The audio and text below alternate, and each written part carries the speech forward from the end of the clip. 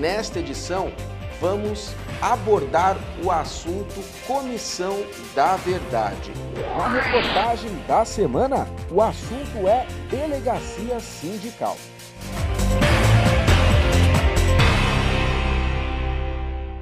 A ABNT, ela tem uma nova regra para a reforma de prédios. Um negócio super interessante, que agora qualquer reforma de prédio, ela deve ser acompanhada de um engenheiro ou de um arquiteto. Acho isso de extrema responsabilidade. Por que isso?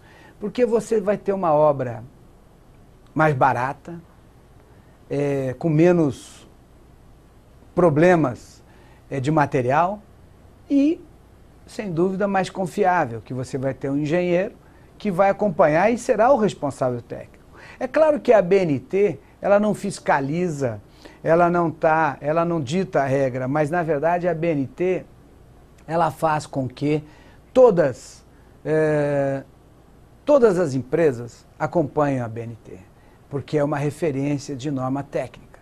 Então a ABNT traz no seu conteúdo informações extremamente importantes. Então, quando a ABNT ela regula essa questão dos profissionais que vão fazer reformas em prédios, isso quer dizer o quê? Que cada um que vai reformar o prédio tem que notificar o síndico, tem que apresentar qual é o engenheiro responsável, até por conta de acidentes que já aconteceram. Prédios que caem porque um inquilino ou um proprietário vai lá e tira uma viga que era de sustentação de extrema importância para aquele prédio. Então, todos os outros sofrem com isso. Nós já tivemos casos de prédio, inclusive numa região aqui da Zona Leste de São Paulo, que caiu o prédio porque eles tiraram as vigas para ficar um vão livre maior. Então, eu acho que é uma coisa extremamente importante. Você não só valoriza o imóvel, não só regulariza o imóvel, como dá segurança ao proprietário e ao prédio em si, ao síndico daquele prédio, como também economiza, gastando menos material, tendo a produção, tendo um resultado mais sério e mais confiável.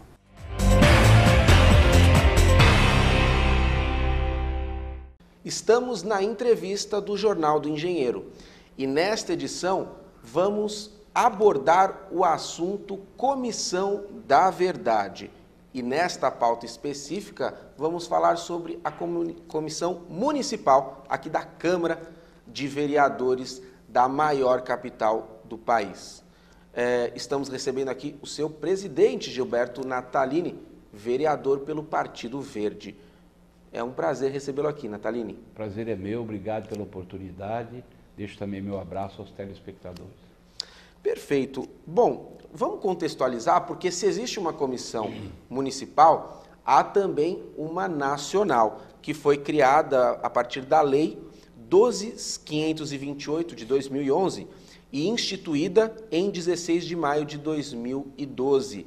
Esta Comissão Nacional da Verdade tem por finalidade apurar graves violações dos direitos humanos ocorridas entre 18 de setembro de 1946, ou seja, bem antes aí do golpe de 64, e também avançar até 5 de outubro de 88, um ano aí que marcou uma abertura aí maior da democracia e que construiu a sociedade que conhecemos hoje e que vamos também debater.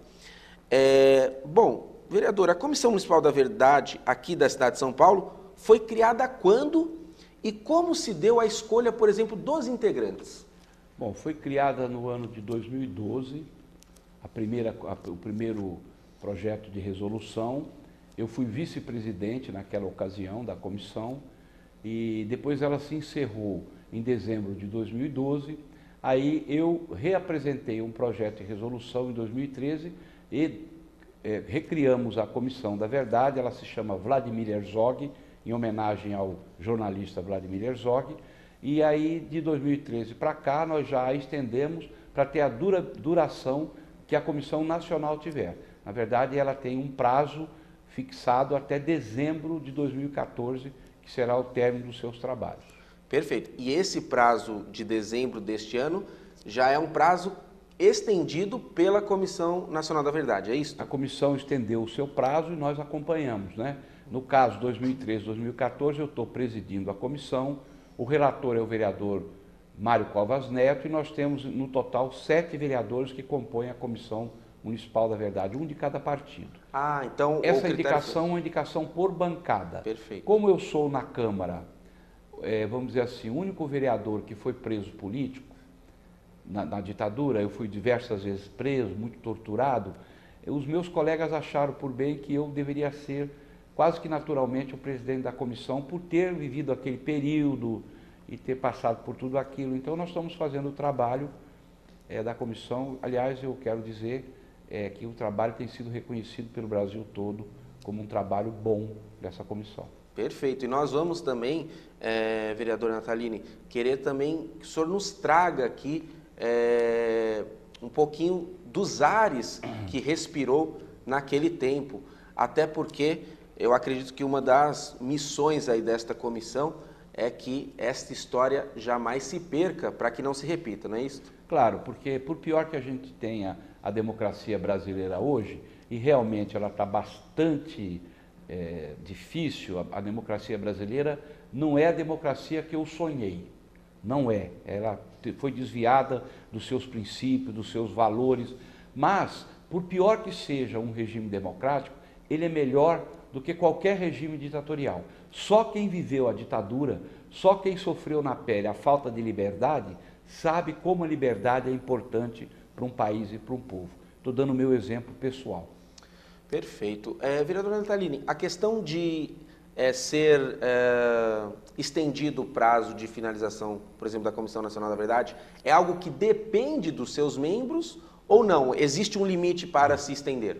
Não existe um limite, pode continuar. Agora, é claro que tem que ter um prazo de término. Como o assunto é muito complexo, nós, por exemplo, aqui abrimos várias frentes de investigação. Nós ampliamos a investigação do caso Herzog, trazendo o fotógrafo que fez aquela foto do Herzog enforcado numa cela do DOI-CODE. Fomos com ele lá na cela, no local, para ele reconhecer, e ele nos disse que aquela foto foi uma foto montada pelos torturadores para dizer que o Herzog se suicidou. Então essa é uma linha de investigação. Outra linha de investigação que nós estamos fazendo, o financiamento da ditadura por setores do empresariado brasileiro, inclusive estrangeiro, é outra linha. Nós ouvimos o ministro Delfim Neto, o ex-governador Paulo Egídio, estamos à cata de outras pessoas para serem ouvidas, que participaram da coleta de dinheiro na época para financiar os centros de repressão política, os centros de tortura. Nós temos mais ou menos o quadro montado. Nós restituímos, num ato muito bonito, à Comissão Municipal da Verdade, o mandato de 43 vereadores que foram cassados por perseguição política de 1947 até 1969. São 43 políticos que perderam o seu mandato por perseguição por delito de opinião, como a gente chama. Não é? Inclusive, entre eles, tinham 2 vereadores de extrema direita. Nós não fizemos escolha ideológica. Perdeu o mandato por perseguição política, nós o restituímos simbolicamente na Câmara, um ato lindíssimo, onde as famílias vieram, porque só tem 2 sobreviventes, dos 43, só tem 2 vivos, né?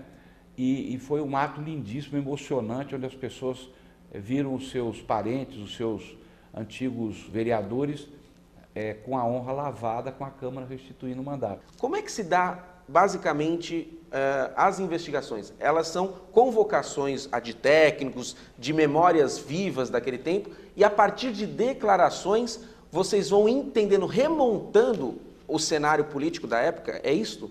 É mais ou menos um pouquinho mais ampliado. A gente não pode convocar. Quem pode convocar é só a Comissão Nacional. Nós convidamos as pessoas. Por exemplo, nós convidamos o coronel Ustra, que foi inclusive um que me torturou barbaramente no DOI-CODE, o coronel Carlos Alberto Brilhante Ustra. Ele disse que não vinha na nossa comissão. Aí nós mandamos um ofício para Brasília o convocou. Lá ele é obrigado a ir. Eu fui até no dia do depoimento dele, até depus também. Teve até um entreveiro entre eu e ele lá, porque ele me ofendeu e tal, mas a gente convida, a maioria das pessoas vem no convite. Então, são testemunhas de um lado e testemunhas do outro. Por exemplo, nós convidamos a sobrinha do general Edinardo Dávila Mello, eu já disse, o Delfim Neto.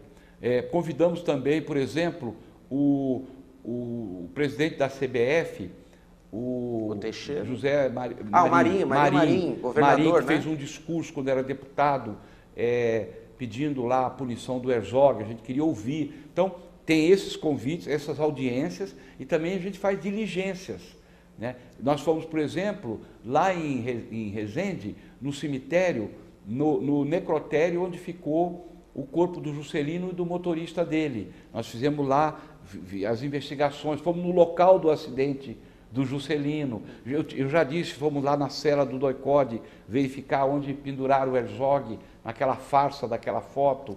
Então, isso também. E documentos periciais que a gente analisa também, tanto da época como de agora, né? Por exemplo, essa coisa dos vereadores de restituição do mandato, nós fizemos um trabalho de pesquisa profundo, imenso, no Tribunal Regional Eleitoral. O arquivo do TRE nos ajudou muito a fazer a restituição desses mandatos. Então, é um trabalho muito complexo, difícil, não é? Que a gente tem a assessoria que nos ajuda, e também a Câmara nos ajuda, a Procuradoria. Gastamos pouquíssimo dinheiro com isso, é quase nada o nosso gasto, porque uma parte dos gastos já está dentro da própria assessoria da Câmara, quer dizer, não há nada de extra, e os resultados, na minha opinião, restituem a verdade, restituem a história do Brasil sobre a vertente do ângulo do olhar democrático, né? Para você expor, vamos dizer assim, as entranhas da ditadura, para que a gente possa ver e para que a gente possa nunca mais repetir um regime daquele tipo no Brasil.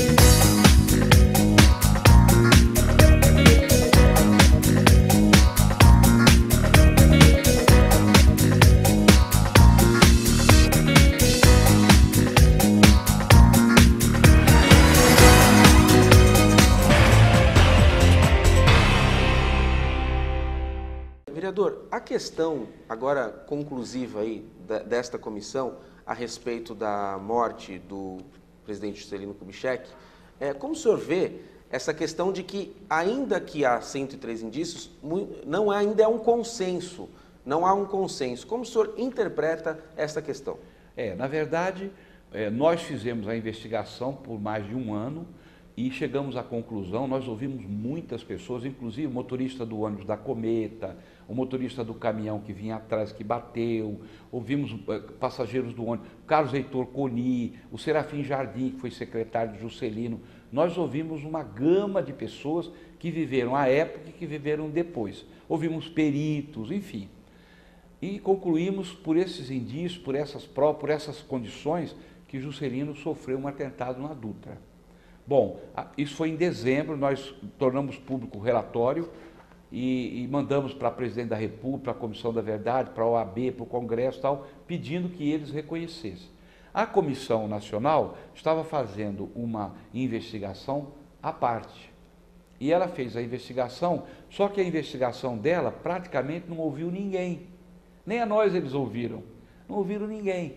Eles se basearam, fizeram um corpo de peritos, técnicos de polícia, e se basearam no relatório, na perícia que foi feita pela polícia em 1972, do tempo da ditadura.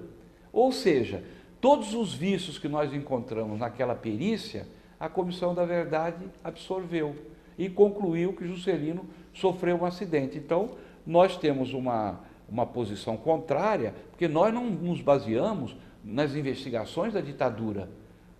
Nós vimos aquilo, estudamos a fundo aquilo, mas com olhar crítico, não com olhar aprovatório.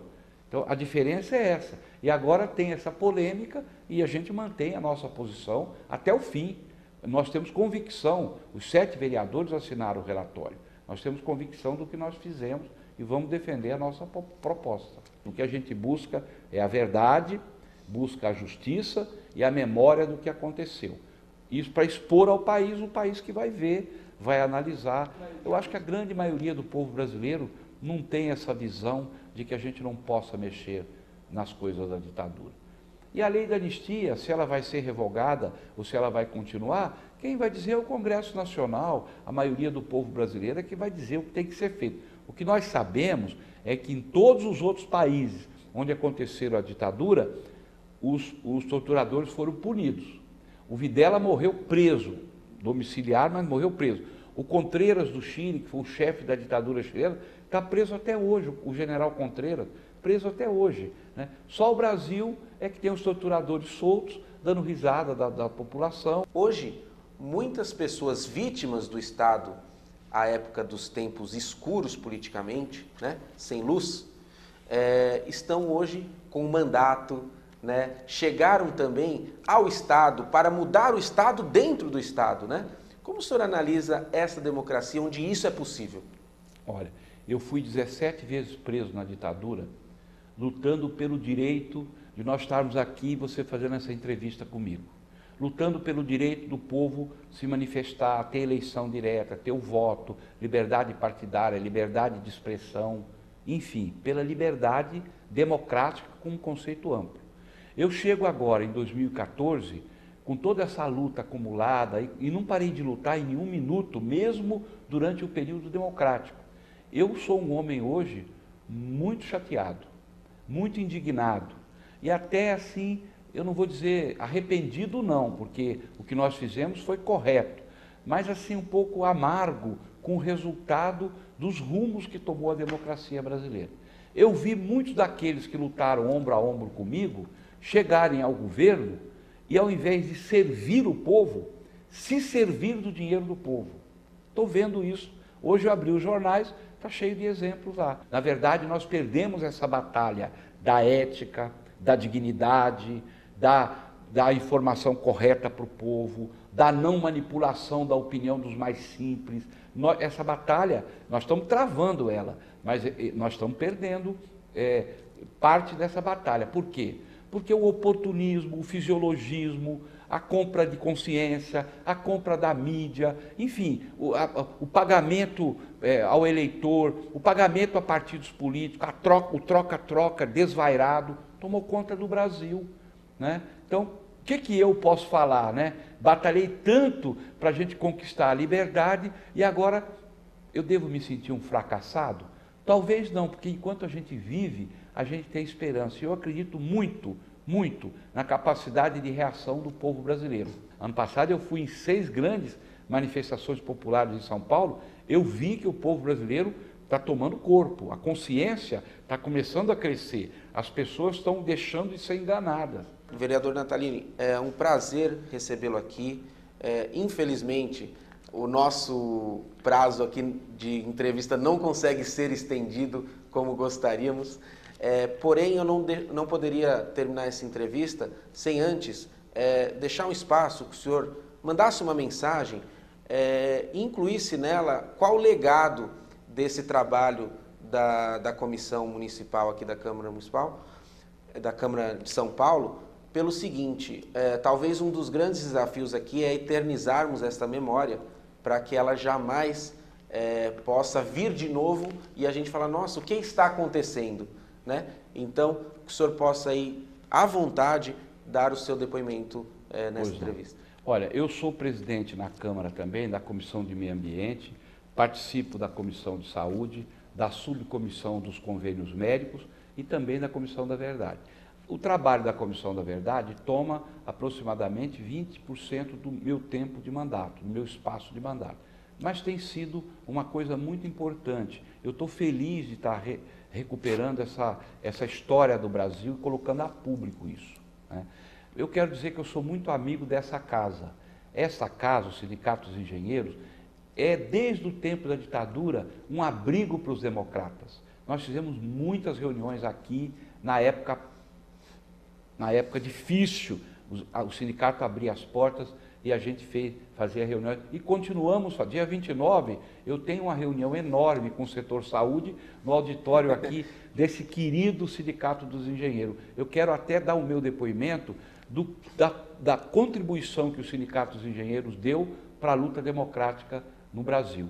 E também tenho muitos amigos engenheiros. Eu sou cirurgião, gastrocirurgião. A minha engenharia é costurar o intestino das pessoas, tá certo? Mas eu tenho muitos amigos engenheiros, eu acho uma categoria maravilhosa. Eu quero também deixar um abraço, porque a maioria dos engenheiros brasileiros são democratas, a maioria.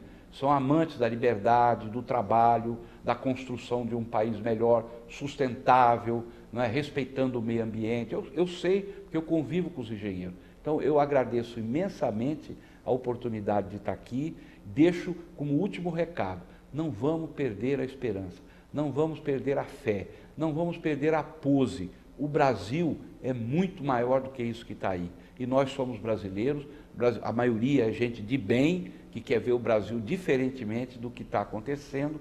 Portanto, vamos nos unir. Os do bem têm que se unir.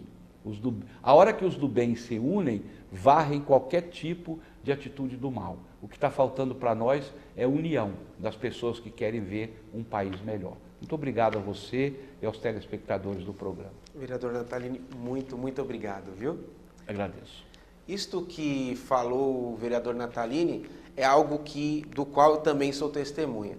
Este sindicato abre o seu espaço, o seu auditório, para diversos eventos que até não são diretamente ligados à classe da engenharia, mas são eventos ligados à questão do debate popular das questões da população.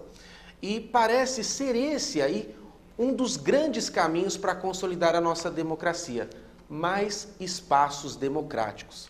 Espaços como este programa, espaços como este auditório, espaços como uma sala, um galpão, mas se em algum momento o tempo fechar e não sobrar mais nenhum espaço democrático para nós habitarmos, que pelo menos haja democracia no coração dos homens, porque são eles, sim, afetados pelo ambiente, mas também são eles aqueles que transformam o ambiente.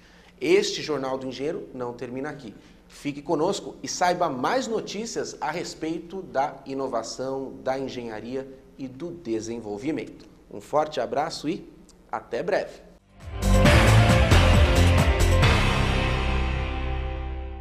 Na reportagem da semana, o assunto é delegacia sindical.